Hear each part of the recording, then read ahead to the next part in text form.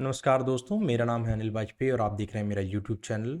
जैसा कि आपको पता है कि हम AWS पे एक सीरीज़ बना रहे हैं और हमने अभी तक कुछ महत्वपूर्ण चीज़ें ऑलरेडी कवर कर रखी हैं कि जैसे कौन सा क्लाउड कंप्यूटिंग में क्या-क्या सारी सर्विसेज होती हैं और AWS पे हम ये काम कर रहे हैं, तो AWS का कंसोल कैसे साइन अप करें। और आज हम बात करने वाले हैं कि AWS कंसोल में क्या इंपॉर्टेंट चीज़ें हैं जो आपको जानकारी होनी चाहिए। तो इसके लिए मैंने यहाँ पे मीडियम पर एक आर्टिकल बनाया हुआ है जिसका लिंक मैं डिस्क्रिप्शन में डाल दूंगा। लेकिन साथ ही साथ जो इंपॉर्टेंट चीज़ें हैं मैं आपको बताना चाहता हूँ। तो इनको हम AWS कंसोल टिप्स बोल सकते हैं। अगर किसी ने अभी तक अपना AWS पे अकाउंट नहीं बनाया तो वो इस वीडियो को फॉलो कर सकते हैं। अब बात करते हैं कि हाउ टू एक्सेस AWS। तो AWS को एक्सेस करने के कई तरीके हैं। ऑब्वियसली वेब वाला जो तरीका होता है वो थोड़ा सा ज़्यादा बेटर होता है, लेकिन आप iOS और एंड्रॉयड पे भी कर सकते हैं। तो अगर मैं यहाँ पे AWS वेब को खोलता हूँ तो आप यहाँ पे देखेंगे कि बाय डिफ़ॉल्ट आपका AWS कंसोल ऐसा दिखता है जहाँ पे सबसे पहले आपकी सर्विसेज आती हैं। इन सर्विसेज के बाद आपका बिल्ड अ सॉल्यूशन करके एक सेक्शन आता है और लर्न टू बिल्ड करके एक आता है जहाँ पे ट्यूटोरियल्स और इस तरीके की चीज़ें आपको मिल जाएंगी। सर्विसेज वाला सेक्शन आप यहाँ से भी एक्सेस कर सकते हैं। इसके अलावा हम देखते हैं तो यहाँ पे ये हमारा प्रोफाइल से रिलेटेड चीज़ें आ जाती हैं। यहाँ पे हमारी रीजन से स्पेसिफिक चीज़ें आ जाती हैं और सपोर्ट रिलेटेड चीज़ों को हम यहाँ से एक्सेस कर सकते हैं। चलिए अब एक एक करके फोकस करते हैं और चलते हैं अपने ब्लॉग पर। तो यहाँ पे मैंने सारी चीज़ें बहुत ही अच्छे से समराइज़ कर रखी हैं कि सेक्शंस कितने तरीके के होते हैं। तो बेसिकली अगर आप देखोगे तो AWS के 6 सेक्शंस होते हैं। AWS services, build a solution, learn to build, account setting, billing and configuration और फाइनली AWS रीजन्स। तो AWS सर्विसेज में क्या होता है? AWS सर्विसेज में आपको 100 से ज़्यादा सर्विसेज मिल जाएंगी जिसमें मैनेज सर्विसेज और आपकी कंप्यूट सर्विसेज दोनों तरीके की चीज़ें होती हैं या फिर सेल्फ मैनेज सर्विसेज टाइप की होती हैं। लेकिन इनकी जो टॉप कैटेगरीज है उनको अगर आप देखेंगे तो कंप्यूट सर्विसेज जैसे कि आपका अपना सिस्टम या फिर अपना लैपटॉप जहाँ पर आप अपना एप्लीकेशन या प्रोग्राम रन करते हैं। सिमिलरली कंप्यूट सर्विसेज आपको एक जरिया प्रोवाइड करता है जिसके थ्रू आप अपने प्रोग्राम को रन कर पाते हो। इसकी डिटेल सर्विसेज के बारे में हम आगे पढ़ेंगे। स्टोरेज सर्विसेज की अगर हम बात करते हैं तो जैसे किसी भी प्रोग्राम को रन करने के लिए आपको एक स्टोरेज चाहिए होता है जहाँ पे उसकी टेम्परेरी फाइल्स बनती हैं या फिर आउटपुट जनरेट होता है। सेम तरीके से आप यहाँ पे S3 EFS और AWS बैकअप टाइप की कुछ टॉप सर्विसेज हैं इनको यूज़ कर सकते हैं। इसके अलावा भी बहुत सारी और सर्विसेज हैं जिनके बारे में हम बात करेंगे।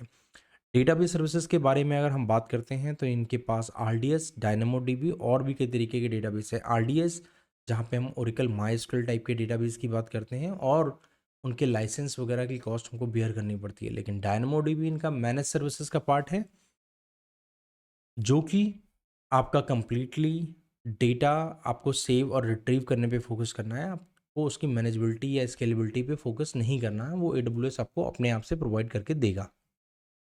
मशीन लर्निंग की बात करें, मशीन लर्निंग आजकल एक बड़ा हॉट टॉपिक है। जब भी किसी से बात करते हैं तो मशीन लर्निंग और आफ्टर टिकटॉक और कुछ इस तरीके की ऐप्स भी आ गई हैं जहाँ पे मशीन लर्निंग का काफ़ी अच्छा यूज़ हुआ है, जहाँ पे आप स्नैपचैट में फ़िल्टर्स लगा सकते हैं। और मैं इस समय बोल सकता हूँ कि बिना मशीन लर्निंग के सोशल मीडिया इतना इफेक्टिव नहीं हो सकता। लेकिन एक चीज़ कि आप उसको ज़ीरो से पढ़ो और उसको इम्प्लीमेंट करो, दूसरा आप बनी बनाई चीज़ों को इस्तेमाल करो और अपने बिजनेस पे फोकस करो। तो मशीन लर्निंग में भी जैसे Amazon SageMaker, Lex, Amazon Textract इस तरीके की सर्विसेज को आप यूज़ कर सकते हो। मैंने अमेजॉन पॉली को यूज़ करके 5 मिनट के अंदर एक IVR एप्लीकेशन बनाई थी जिसको बनाने में अच्छा खासा समय लगता है अगर आप एक ट्रेडिशनल चैनल के थ्रू जाते हो। तो ये कुछ सर्विसेज हैं। इसके अलावा आप देखोगे इस पेज में तो बहुत सारी अलग-अलग सर्विसेज हैं आपके यूज़ केसेस के हिसाब से। कुछ आपके एनालिटिक्स बिज़नेस पे फ़ोकस्ड हैं, कुछ आपके कस्टमर इनेबलमेंट पे फ़ोकस्ड हैं, कुछ वेब बेस्ड पे फ़ोकस्ड हैं। तो इस तरीके से आपको अलग-अलग चीज़ें मिल जाएँगी।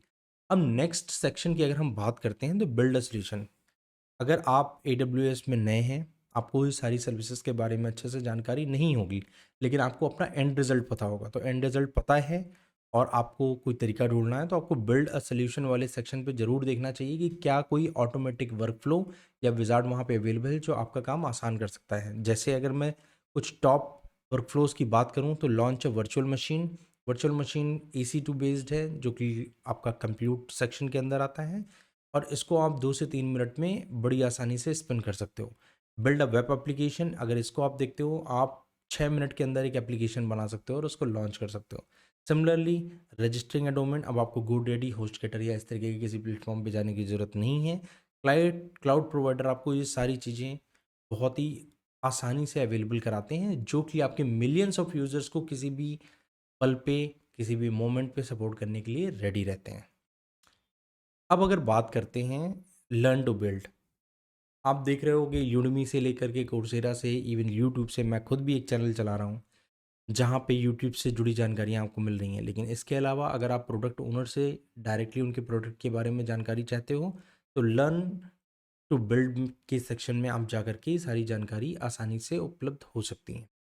इसमें आपको सारी जुड़ी हुई, और एक चीज़ और, अगर आप किसी प्रोडक्ट के बारे में बेहतर जानना चाहते हो तो हमेशा पहले उनके प्रोडक्ट डॉक्यूमेंटेशन और प्रोडक्ट वीडियोस के बारे में जानकारी लीजिए। अकाउंट सेटिंग, ये मुझे सेक्शन बहुत इंपॉर्टेंट और यूज़फुल लगता है। इसका रीज़न ये है कि कई बार आप अपना AWS अकाउंट बना तो लेते हैं, लेकिन फिर क्या होता है कि आप फ्री टायर के बाद उसको क्लोज़ करना चाहते हैं और आपको नहीं पता कि किस तरीके से क्लोज़ करना चाहिए। तो अकाउंट सेटिंग्स में जाकर के ना कि आप अपनी प्रेफ़रेंसेस अपडेट कर सकते हैं, कम्युनिकेशन डिटेल्स अपडेट कर सकते हैं, बल्कि आप अपने अकाउंट को क्लोज़ भी कर सकते हैं।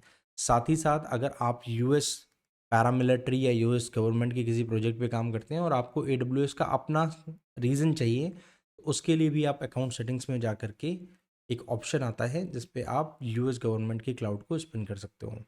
बिलिंग और कॉन्फ़िगरेशन के बारे में बात करें, जो कि एक बहुत महत्वपूर्ण और ज़िम्मेदारी भरा विषय है, कि आपको बिलिंग आपकी पॉकेट से ज़्यादा नहीं होनी चाहिए, इसका हमेशा ख़्याल रखना पड़ता है। इसके लिए आप कुछ ट्रिक्स अपना सकते हो। एक, कि आप रेगुलर जा कर के अपनी सर्विसेज़ के बेस पे फ़ोरकास्ट देखो कि कितना हमारा इस महीने का बिल आने वाला है। दूसरा, रेगुलर चेक करने के अलावा आप अपना कम्युनिकेशन नेटवर्क वहाँ पे अपडेट कर सकते हो, कम्युनिकेशन इन्फॉर्मेशन अपडेट कर सकते हो, जिसके थ्रू आपको रोज़ाना अलर्ट आने लग जाएंगे अगर आपका फ्री टियर एग्जॉस्ट होने वाला होगा। साथ ही साथ आप यहाँ पे बजट जैसी कुछ सर्विसेज को यूज़ कर सकते हो, जिनको यूज़ करते हुए आप अपने बजट थ्रेशोल्ड डिसाइड कर सकते हो, मतलब कि आप उस बजट के ऊपर सर्विसेज अपने आप बंद हो जाएंगी अगर आपने उसको रिन्यू नहीं कराया। यहाँ पे मैंने कुछ एक्सटर्नल लिंक्स भी हैं जिनको यहाँ पे पेस्ट किया हुआ है, आप इनको एक बार देखिए। और इस कम्युनिकेशन की मैं बात कर रहा था जहाँ पे आप अपनी प्रेफरेंस सेव कर सकते हो और आपको ईमेल्स मिल सकते हैं। अब बात करते हैं लास्ट सेक्शन की, AWS रीजन्स क्या होते हैं।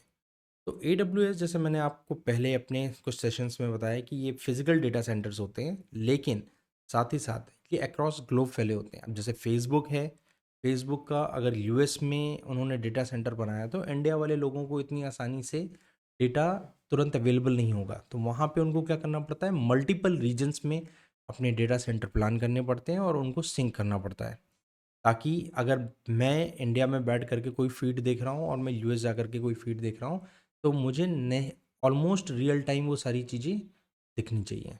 तो यहाँ पे अगर आप देखोगे तो ईस्ट वेस्ट और एशिया, यूरोप, कनाडा, ऑलमोस्ट हर जगह इनके डेटा सेंटर्स बने हुए हैं और इन डेटा सेंटर्स और इन रीजन्स के अंदर आपके डिफरेंट डिफरेंट अवेलेबिलिटी जोन्स होते हैं जो हाई अवेलेबिलिटी किसी भी एप्लीकेशन को बनाने के लिए बहुत इंपॉर्टेंट होते हैं। इस पे भी मैं एक हैंड्स ऑन एक्सरसाइज आगे प्लान कर रखी है, उसको करूँगा, तो आप बने रहिएगा इसके साथ।